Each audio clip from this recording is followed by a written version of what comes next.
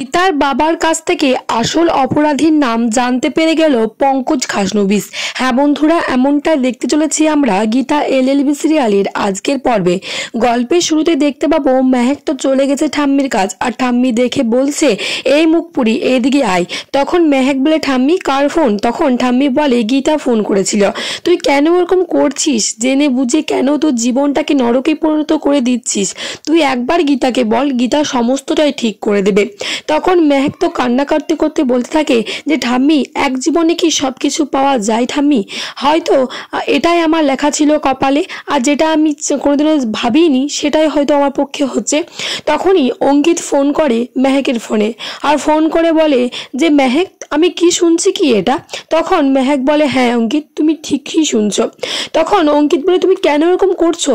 তোমার বাবা মা নিজে আমার বাবা মাকে ফোন করেছে, আর ফোন করে বলেছে তুমি নাকি ওই কৃপান বলে ছেলেটাকে বিয়ে করতে রাজি হয়ে গেছো। তখন মেহেক তো চুপ করে থাকে আর কান্নাকাটি করতে থাকে। অঙ্কিত বলে মেহেক, তুমি এটা করো না মেহেক, তুমি আমাকে ভালোবাসো না? তখন মেহেক বলে বাসি তো, আমি শুধু তোমাকেই ভালোবাসি। পরজন্ম বলে যদি কিছু থেকে থাকে তাহলে সেই জন্মে আমাদের মিল হবে অঙ্কিত। অঙ্কিত বলে তাহলে কেন এরকম করছো? তুমি আমাকে ভালোবাসো, আমি তোমাকে ভালোবাসি, তাহলে কেন এরকম করছো তুমি বলো? তো এক কাপড়ে আমার কাছে চলে এসো মেহেক, আমি তোমাকে শ্রদ্ধা করি, আমি তোমাকে ভালোবাসি। তুমি ওই কৃপান বলে একটা খারাপ ছেলেকে তুমি বিয়ে করতে পারো না মেহেক। মেহেক তো কান্না করে থাকে আর বলে আমি অনেকটা অসুখী হব অঙ্কিত। এই বলে ফোনটা কেটে দেয় আর ব্রজবালা দেবীকে জড়িয়ে জড়িয়ে কান্না করতে থাকে।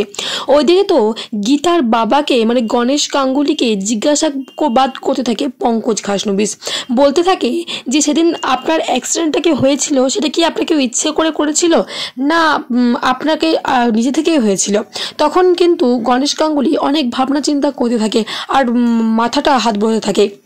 তখনই গীতা বলে থাক না, আমার বাবার না অনেকটাই কষ্ট হচ্ছে বড় বলে ছেড়ে দিন না, কাকাবাবুকে ছেড়ে দিন, কেন জিজ্ঞাসাবাদ করছেন? তখন পঙ্কজ খাসনবিশ বলে অগ্নিকন্যা, আমার এটা ডিউটি টাইম আর আমি আমার ডিউটিটাই পালন করছি, আমি আপনার ভালোর জন্যই করছি, আমাকে ওনাকে জিজ্ঞাসাবাদ করতে দিন। তারপরেই তো পঙ্কজ খাসনবিশ বলে বলুন না, আপনি একটু মনে করার চেষ্টা করুন। তখনই পদ্ম বলে যে না, উনি কোনো কিছু বলবেন না। তখন তো পঙ্কজ খাসনবিশ ভীষণভাবে রেগে যায় আর পদ্মকে বলে তুমি কি বলছো, তুমি সমস্তটা জানো কিন্তু তুমি কোনো কিছুটাই বলছো না। সেদিন বস্তিতে কে এসেছিল, কে মেরেছিল, তুমি কিন্তু সমস্ত জানো, তো তাও তুমি কোনো কিছু বলছো না। তুমি মানে কি, বস্তির আরো কোনো লোকই কিন্তু করবে, কেন মুখ খুলছে না, কেন মুখ খুলছে না, এটা তো আমার জানার কথা। বলে উকিল দিদিমণি, আমরা মুখ খুলতে পারবো না উকিল দিদিমণি, ওরা খুব খারাপ লোক, পুরো বস্তিটাকে ওরা শেষ করে দেবে। পঙ্কজ খাসনবিশ বলে কোনো কিছুই করতে পারবে না।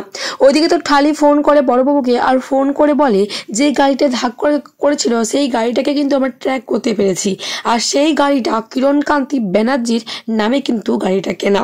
তারপরেই তো বড়বাবু স্পষ্ট হয়ে যায় যে তাহলে কিরণকান্তি ব্যানার্জি কিন্তু গণেশ গাঙ্গুলিকে মারতে চেয়েছে। বড়বাবু আবার জিজ্ঞাসাবাদ শুরু করে দেয় গীতার বাবাকে আর বলে যে সেদিন বস্তিতে আপনাকে গলায় বেল্ট পরে কে মেরেছিল, আপনি একটু মনে করুন তো। তারপরেই তো গীতার বাবা আবার মনে করতে থাকে আর মনে করতে করতে বলে দেয় যে সেদিন কৃপান তাকে গলায় বেল্ট পরিয়েছিল আর সেখানে ছিল কিরণকান্তি ব্যানার্জি আর ধীমান। পঙ্কজ খাসনবিশ এই কথা শুনেই তো বলে ব্যাস, আপনাকে আর কোনো কিছু করার দরকার নেই, আমি সমস্তটা এবারে বুঝে গেছি অগ্নিকন্যা। আপনার বাবা কিন্তু এখন পুরোপুরি সব ঠিক আছে, আর আপনি আর বাবা সৎ মস্তিষ্কতেই কিন্তু এই কথাটা বলছে। আমি সকলকে অ্যারেস্ট করে আনবো আর খেলাটা খেলবেন আপনি অগ্নিকন্যা। তখন পদ্ম বলে উকিল দিদিমণি কোনো কিছুই করতে পারবে না, কারণ মেহেক দিদিমণি টাকা নিয়েছে তার বাবার কাছ থেকে আর কথা দিয়েছে সে কৃপানকে বিয়ে করবে। এ কথা শুনে পঙ্কজ খাসনবিশ বলে কি বলছেন, কি বলছে কি পদ্ম অগ্নিকন্যা? মেহেক কৃপান বলে ছেলেটাকে বিয়ে করবে? তখন গীতা বলে বিয়ে হবে না, ওই অগ্নিত মুখার্জি ধীমান সেন আমাকে চ্যালেঞ্জ করেছে যে বিয়েটা হবে, কিন্তু বিয়েটা কোনো মতে আমি হতে দেব না। তারপরে তো সেখান থেকে চলে যায় বড়বাবু, আর তো গণেশ গাঙ্গুলির কাছে কান্না করতে থাকে আর বলতে থাকে এই গীতা এলএলবি থাকতে সবাই জাস্টিস পাবে বাবা, তুমিও জাস্টিস পাবে। অপরদিকে তো চলে গেছে কাবেয়া মুখার্জি বাড়িতে বউ হাতের গয়না নিয়ে, আর মেহেককে দেখাচ্ছে গয়নাগুলো আর বলছে মেহেক তোমার গয়নাগুলো পছন্দ হয়েছে তো? তখন আরও বোনগুলো বলছে কেন পছন্দ হবে না, এত দামি দামি গয়না। তখন কাবেয়া বলে আমি মেহেকের মুখ থেকে শুনতে চাই, কিন্তু মেহেক তো কোনো কথাই বলতে চায় না। গিনি বলে কি হলো মেহেক, কথাটা তুমি বলো, চুপ করে কেন রয়েছো? এত সুন্দর সুন্দর গয়না, তা আবার সব নতুন, পছন্দ না হওয়ার তো কোনো কারণই নেই। সেখানে পঙ্কজ আসে আর এসে বলে আসল মানুষটাকে যখন পছন্দ নেই তখন আর গয়নাগাটি পছন্দ করে কি করবে। তখন তো গিনি খুব চিৎকার করে ওঠে আর বলে দেখুন কাকাবাবু, আপনি কিন্তু বেশি একটু বাড়াবাড়ি করছেন। এখানে পাত্রপক্ষের লোক আছে আর পাত্রপক্ষের লোকের কাছে আপনি বলছেন যে মেহেকের ছেলে পছন্দ নেই, কিন্তু ওনাদেরকে অসম্মান করছেন। তখন প্রলয় বলে মান সম্মানটা আমি তোমার থেকে খুব ভালোভাবেই জানি গিনি। তারপরে প্রলয় মেহেককে বলে মেহেক তুই একবার খালি বলে দে তোর ওই ছেলেকে পছন্দ নেই। আরে আসল সোনা তো বিয়ের পর তার স্বামী হয়, এগুলো তো এমনি সোনা, আসল সোনা হয় নিজের স্বামী। তুই বলে দে একবার যে এই বিয়েতে তোর মত নেই। চিৎকার করে ওঠে আর বলে আপনি কিন্তু একটু বেশি নাকটা গলাচ্ছেন। বাবার নির্দেশ আছে এই বিয়েতে যাতে কোনোভাবে কোনো বাধা বিপত্তি কিন্তু না আসে কাকাবাবু। এই কথা শুনে রাকা তো ভীষণভাবে রেগে যায় আর বলে গিন্নি উনি তোমার খুব শ্বশুর হন, ওনার সাথে আপনি একটু ভালোভাবে কথা বলো তুমি। বলে যে তাহলে আপনি আপনার হাজবেন্ডকে বলুন যে এখানে কাবেয়া আছে, কাবেয়ার জন্য কোনো রকম মান সম্মান আঘাত না হয়। তখন কাবেয়া বলে আমার কোনো মান সম্মান নষ্ট হয়নি, প্রলয় বাবু যা বলছেন সমস্ত কিন্তু ঠিকঠাকই বলছেন। তারপরেই তো গিনি অবাক হয়ে যায়, বলে তুমি কি বলছোটা কি, তোমার মাথা ঠিক আছে তো? তখন কাবেয়া বলে হ্যাঁ আমার সমস্তটাই মাথা ঠিক আছে। গিনি বলছে তুমি ভাবতে পারছো তুমি নিজে কি বলছো? তখন প্রলয় বলে ওর মাথা সবার ঠিক আছে, এখানে বাদবাকি সবারই মাথা না খারাপ হয়ে গেছে। গিনি বলে কাবেয়া তুমি যা বলছো সমস্ত কিছু ভেবে বলছো তো? গিনি বলে দেখো কাবেয়া আমি কিন্তু এই সমস্ত কথাবার্তা তোমার বাবাকে বলতে বাধ্য হব। তখন কাবেয়া বলে বাবা মাকে বলার কি আছে, তোমরা বুঝতে পারছো না যে মেহেকের এই বিয়েতে কোনো মত নেই, মেহেক জোর জবরদস্তি এই বিয়েটা করছে চাপে পড়ে।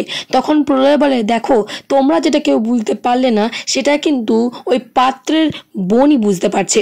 কাবেয়া যা কথাগুলো বলছে সমস্ত কিন্তু সঠিক কথাই বলছে। মেহেক তুই এই বিয়ে করিস না মেহেক, এই সমস্ত শাড়ি গয়না তুই সমস্ত কিছু ছুঁড়ে ফেলে দে, এই বিয়েতে মত না দিলে কেউ তোকে বিয়ে করাতে পারবে না। তখনই তো মেহেক মুখ খোলে আর বলে আমি তো মত দিয়েছি, আমি এই বিয়েটা করতে চাই, আমি নিজের ইচ্ছেতে এই বিয়েটা করতে চাই। তখনই তো মেহেক কাবেয়াকে বলে এই সমস্ত শাড়ি গয়না সমস্ত কিছু আমার ভীষণ পছন্দ হয়েছে জানো তো, আর সব থেকে পছন্দ হয়েছে তোমার ভাইকে, তাই তো আমি বিয়েতে মত দিয়েছি। ছোটকা তুমি এইসব নিয়ে আর জটিলতা বাড়াও না, আমি তো বলছি এই বিয়ে আমি নিজের ইচ্ছায় করছি। তারপরে মেহেক সেখান থেকে চলে যেতে গেলে পঙ্কজ বলে মেহেক তুই এটা মুখে বলছিস কিন্তু তোর চোখের জলই বুঝিয়ে দিচ্ছে তোর মনের কথা, আর তুই নিজের ইচ্ছে এই বিয়েটা করছিস না আর তোর চোখে জল পড়ছে। আজ থেকেই শুরু হলো তোর চোখে জল পড়ার দিন। কাবেয়া এ কথা শুনে তো রাকা ভীষণভাবে মনে দুঃখ হয়, কিন্তু রাকা কিছু বলতে পারে না। রাকা বরং কাবেয়াকে বলে কাবেয়া মেহেকের তো এই সমস্ত শাড়ি গয়না ভীষণভাবে পছন্দ হয়েছে, আমি না তোমার বাবা মাকে বলে দেবো, আর আমার স্বামীর কথায় তুমি কিছু রাগ করো না। তখন কাবেয়া বলে আমি ওনার কথায় কোনো কিছু রাগ করিনি, উনি যা বলছেন সমস্ত তো ঠিক কথাই বলছেন।